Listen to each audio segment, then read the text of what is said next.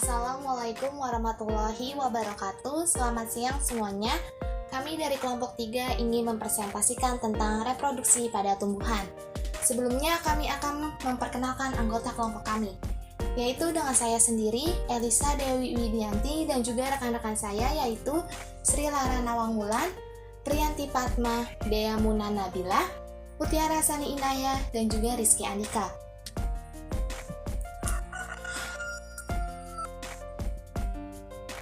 Baik, kami akan menjelaskan submateri tentang organ reproduksi pada tumbuhan yang akan dijelaskan oleh teman saya, Wulan. Silakan Wulan. Baik, kita akan masuk ke dalam penjelasan yaitu tentang organ reproduksi tumbuhan. Organ reproduksi tumbuhan sendiri terbagi menjadi dua, yaitu ada yang sempurna dan tidak sempurna. Bunga disebut sempurna apabila memiliki alat jantan atau benang sari dan alat betina atau putik secara bersama-sama dalam satu organ. Bunga sempurna bisa juga disebut sebagai hermafrodit. Jika dalam satu bunga hanya terdapat salah satu alat kelamin saja, maka bunga tersebut disebut bunga tidak sempurna. Di dalam organ reproduksi pada bunga sempurna yaitu terdapat yang pertama ada kepala putik atau stigma. Putik merupakan salah satu segmen bunga yang memiliki peran sangat penting. Bagian ini merupakan alat reproduksi bunga betina yang dikenal sebagai gynoecium. Putik sendiri terbagi menjadi 3 bagian. Yang pertama ada stigma atau kepala putik, yang kedua ada stilus, tangkai putik, yang ketiga ada ovarium atau bakal buah. Yang pertama stigma. Stigma sendiri berada di paling ujung putik yang berfungsi menerima serbuk sari selama penyerbukan. Yang kedua ada stylus. Stylus sendiri bentuknya panjang dan ramping yang menghubungkan kepala putik dan ovarium. Fungsi tangkai putik adalah sebagai jalur serbuk sari untuk menuju ovarium dan untuk mendidihkan kepala putik agar lebih mudah menangkap serbuk sari. Dia posisinya ada di tengah-tengah kelopak bunga. Dan yang ketiga ada ovarium atau bakal buah, yaitu letaknya ada di bawah stylus. Ovarium mengandung ovulum yang berkembang menjadi biji setelah pembuahan. Setelah itu ovarium akan menjadi buah yang berisi benih atau biji. Fungsinya yaitu untuk menghasilkan buah yang menyimpan biji setelah terjadi proses pembuahan. Selanjutnya ada ovul atau bakal biji, yaitu struktur bunga yang mengandung kantung embrio. Ovul merupakan dasar dari sistem reproduksi betina untuk bunga dan menjadi bagian dari putik. Fungsinya sendiri yaitu untuk menghasilkan biji setelah pembuahan. Biji adalah embrio tanaman yang tertutup oleh pelindung luar dan akan menjadi calon tumbuhan baru. Selanjutnya ada stamen atau benang sari, yaitu organ reproduksi jantan pada bunga yang terdiri dari filamen atau tangkai sari, enter atau kepala sari, dan polen atau serbuk sari yang berfungsi untuk menghasilkan serbuk sari. Yang pertama ada kepala sari atau enter,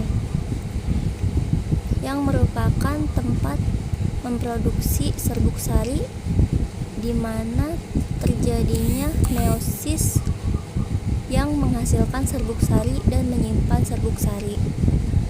Yang kedua ada filamen atau tangkai sari, yaitu bagian dari benang sari yang menghubungkan bunga dengan kepala sari, yang berfungsi untuk membawa nutrisi ke kepala sari untuk perkembangan serbuk sari dan meninggikan posisi kepala sari agar mudah dihinggapi serangga atau terbawa angin.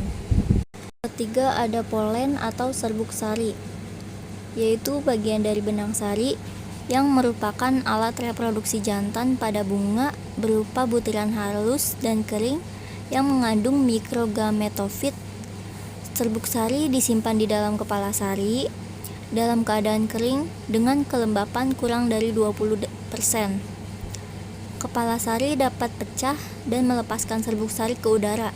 Ketika menempel pada kepala putik, serbuk sari akan direhidrasi sehingga bisa memasuki ovarium. Fungsi serbuk sari adalah untuk membawa mikrogametofit kepada putik agar terjadi proses pembuahan. Selanjutnya ada pedikal atau tangkai bunga, yaitu bagian bunga yang berada di paling bawah bunga, itu dekat dengan floral dan articulation yang paling bawah yang berwarna hijau, yaitu berfungsi untuk menopang bunga, memberi nutrisi ke bunga, dan mengarahkan bunga ke matahari.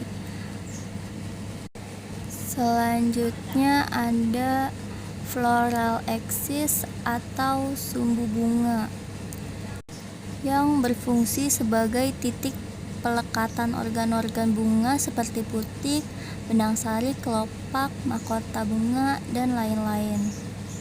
Selanjutnya di antara floral axis dan pedikal, di tengah-tengahnya ada articulation, yaitu tempat sambungan antara ranting dengan bunga. Selanjutnya ada nektari atau kelenjar nektar, yaitu kelenjar yang menghasilkan nektar atau sari bunga. Nektar merupakan cairan kaya gula yang menjadi penarik hewan penyerbuk karena nektar merupakan sumber makanan bagi hewan seperti lebah. Fungsi kelenjar nektar yaitu untuk menghasilkan nektar sebagai pemikat hewan penyerbuk untuk mendekatinya dan membantu proses penyerbukan. Ada calyx atau kelopak bunga, strukturnya yaitu seperti daun di dasar bunga. Warnanya hijau. Kita bisa melihatnya di gambar, yaitu yang menunjukkan anak panah ke calyx, yaitu yang bentuknya seperti panjang. Fungsinya yaitu untuk melindungi bunga selama masa perkembangan. Selanjutnya yaitu ada corolla atau mahkota bunga, yaitu bagian bunga yang berwarna, berbeda dengan kelopak bunga yang berwarna hijau. Fungsinya yaitu untuk melindungi benang sari dan putik dari gangguan luar dan untuk menarik perhatian serangga penyerbuk untuk membantu proses perkembangan bunga. Baik, saya Elisa akan menjelaskan tentang pembiakan generatif atau disebut juga dengan reproduksi generatif. Reproduksi generatif adalah pembiakan tumbuhan secara kawin atau pembuahan. Proses baik tumbuhan ataupun hewan dapat mengalami pembiakan secara generatif ini. Pembiakan secara generatif ditandai dengan adanya pembuahan.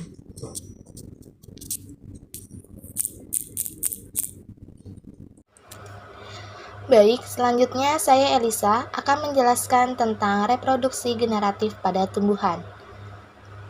Proses reproduksi generatif pada tumbuhan itu ada dua, yaitu proses penyerbukan dan pembuahan. Pertama, kita akan membahas tentang proses penyerbukan terlebih dahulu. Proses reproduksi seksual pada tumbuhan diawali dengan penyerbukan. Penyerbukan adalah pemindahan serbuk sari dari kepala sari ke kepala putik. Pemindahan tersebut dilakukan oleh berbagai agen seperti udara, air, dan hewan. Tipe penyerbukan dibedakan menjadi dua, ada penyerbukan sendiri dan penyerbukan silang. Penyerbukan sendiri adalah jenis penyerbukan ketika serbuk sari dipindahkan dari kepala sari ke kepala putik bunga yang sama. Sementara itu, penyerbukan silang terjadi ketika serbuk sari dipindahkan dari kepala sari bunga ke kepala putik bunga lain dari spesies yang sama. Selanjutnya akan membahas tentang pembuahan. Pada Angiospermae itu adalah tumbuhan biji tertutup atau tumbuhan bunga. Fertilisasi adalah penyatuan gamet jantan dan betina yang bekerja untuk menghasilkan zigot atau sel telur yang dibuahi.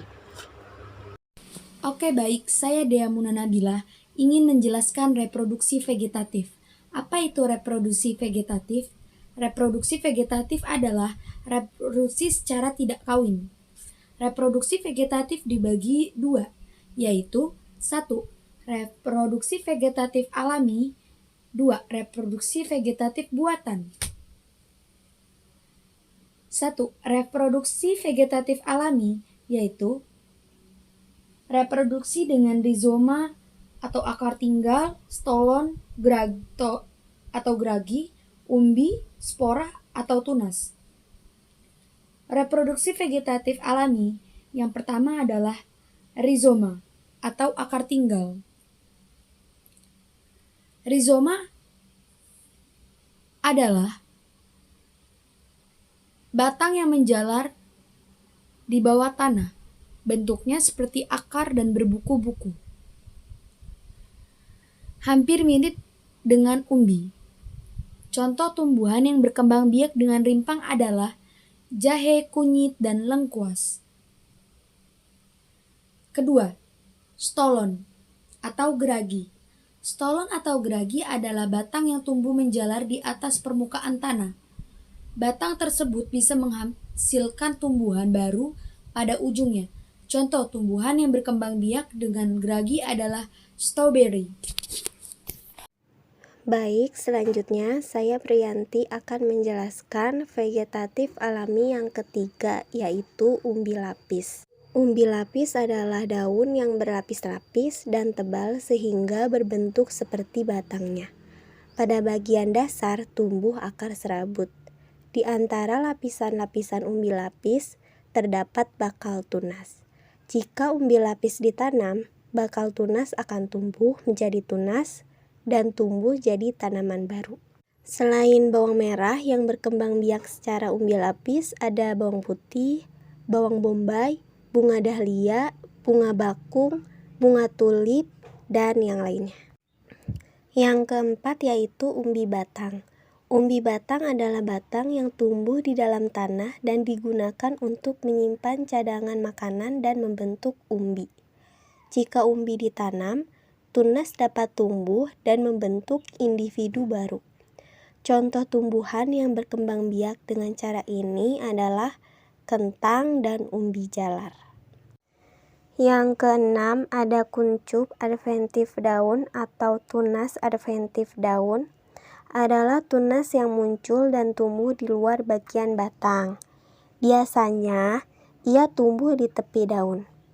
Pada tumbuhan cocor bebek, jika sudah tua, daun akan gugur ke tanah dan tunas-tunas kecil di pinggiran dan ujung daun akan menjadi individu cocor bebek yang baru. Selain cocor bebek, tumbuhan lain yang berkembang biak dengan cara ini ada bunga wijaya kusuma. Yang keenam ada kuncup adventif daun atau tunas adventif daun. Adalah tunas yang muncul dan tumbuh di luar bagian batang. Biasanya, ia tumbuh di tepi daun. Pada tumbuhan cocor bebek, jika sudah tua, daun akan gugur ke tanah dan tunas-tunas kecil di pinggiran dan ujung daun akan menjadi individu cocor bebek yang baru. Selain cocor bebek, tumbuhan lain yang berkembang biak dengan cara ini ada bunga wijaya kusuma. 7. Spora. Spora adalah inti sel yang berubah fungsi menjadi alat perkembangbiakan tumbuhan. Spora memiliki bentuk seperti biji, tetapi ukurannya sangat kecil sehingga tidak dapat dilihat dengan kasat mata. Spora hanya dapat dilihat menggunakan mikroskop. Spora dibentuk dan disimpan di dalam kotak spora yang disebut dengan sporangium. Bila kotak spora pecah, spora akan bertebaran dan bila jatuh di tempat yang sesuai, spora akan tumbuh menjadi tumbuhan baru. Tumbuhan yang berkembang biak dengan spora diantaranya adalah tumbuhan paku, jamur, dan ganggang. 8. Tunas. Tunas merupakan salah satu contoh perkembangbiakan secara vegetatif tumbuhan, di mana reproduksi vegetatif adalah proses perkembangbiakan tanpa adanya pembuahan sel kelamin oleh sel jantan. Reproduksi vegetatif menggunakan bagian dari tubuh induknya, misalnya bagian akar, batang, atau daunnya. Tunas merupakan contoh perkembangbiakan tumbuhan secara vegetatif alami, di mana perkembangbiakan ini tanpa adanya campur tangan dari manusia, sehingga terjadi begitu saja secara alami. Tunas biasanya tumbuh di samping induknya. Induknya dengan tunas yang dianggap sebagai individu baru akan membentuk rumpun. Tunas berasal dari tunas ketiak bagian tumbuhan di dalam tanah. Contoh tumbuhan yang berkembang biak dengan tunas adalah bambu, tebu, dan pohon pisang. Pada tumbuhan juga ada juga tunas yang liar. Salah satunya contoh tumbuh adalah pada tunas cocer bebek. Bagian-bagian yang tampak pada tepi daun cocer bebek merupakan tunas. Tunas-tunas pada bagian daun cocer bebek memiliki akar, dan jika dilepaskan tunas-tunas ini akan bisa tumbuh menjadi tumbuhan baru. Tunas pada tumbuhan cocer bebek ini dinamakan dengan tunas adentif atau tunas yang tidak tumbuh dari batang melainkan tunas yang tumbuh dari daun atau akar tumbuhan. Contoh lain dari tumbuhan yang berkembang biak dengan tunas adentif adalah tumbuhan cemara dan sukun, di mana tunas baru mereka berasal dari akar. 2. Mencangkok. Mencangkok juga salah satu cara memperbanyakkan tumbuhan dalam perkembangbiakan vegetatif buatan. Mencangkok merupakan membuat cabang menjadi berakar atau kulitnya dikupas sedikit dan dibebat dengan sabut yang dibubuhi tanah untuk ditanam. Tumbuhan yang dapat dicangkok adalah tumbuhan dikotil atau biji berkeping dua. Contohnya itu jeruk, jambu, mangga, rambutan, atau durian. Oke, selanjutnya saya Rizky Andika. 3. Menyambung. Menyambung ialah menggabungkan batang bawah dan batang atas dua tanaman yang sejenis. Tujuan menyambung adalah menggabungkan sifat-sifat unggul dari dua tanaman sehingga diperoleh satu tanaman yang memiliki sifat-sifat unggul. Umumnya, calon batang atas adalah tanaman yang produksinya diutamakan, sedangkan batang bawah adalah batang yang memiliki ketahanan terhadap faktor lingkungan seperti kekeringan dan lain sebagainya. Misalnya, untuk menyokong tumbuhan dibutuhkan jenis tumbuhan yang memiliki akar kuat. Sementara untuk menghasilkan buah atau daun atau bunga yang banyak dibutuhkan tumbuhan yang memiliki produktivitas tinggi. Tumbuhan yang dihasilkan memiliki akar kuat dan produktivitas yang tinggi. Contoh tumbuhan yang bisa disambung adalah tumbuhan yang sekeluarga. Contohnya adalah tomat dan terong. Yang keempat, okulasi. Okulasi merupakan teknik pembiakan tanaman secara vegetatif dengan cara menempelkan mata tunas dari suatu tanaman kepada tanaman. Okulasi bertujuan untuk menggabungkan sifat yang baik dari masing-masing tanaman yang diokulasi sehingga mendapatkan varietas tumbuhan yang baik. Prinsip dasar dari okulasi adalah penempelan atau penggabungan batang bawah dengan batang bagian atas. Kebaikan yang diharapkan dari batang bawah biasanya sistem perakarannya yang baik, sedangkan batang bagian atas biasanya diharapkan adalah produknya. Apabila bibit hasil okulasi ditanam di lapangan, maka biasanya disebut tanaman okulasi, dan bila yang ditanam berasal dari biji, biasanya disebut tanaman semai. Teknik okulasi ada dua macam, yaitu teknik okulasi tradisional dan teknik okulasi hijau. Dan yang kelima, stek. Stek dapat didefinisikan sebagai suatu perlakuan pemisahan, pemotongan beberapa bagian dari tanaman seperti akar, batang, daun, dan tunas dengan maksud agar bagian-bagian tersebut membentuk akar baru. Keuntungan propagasi melalui stek ini adalah banyak tanaman baru yang diperoleh dalam ruang yang terbatas dan stok yang terbatas pula. Baik teman-teman, selanjutnya kita ke sesi pertanyaan.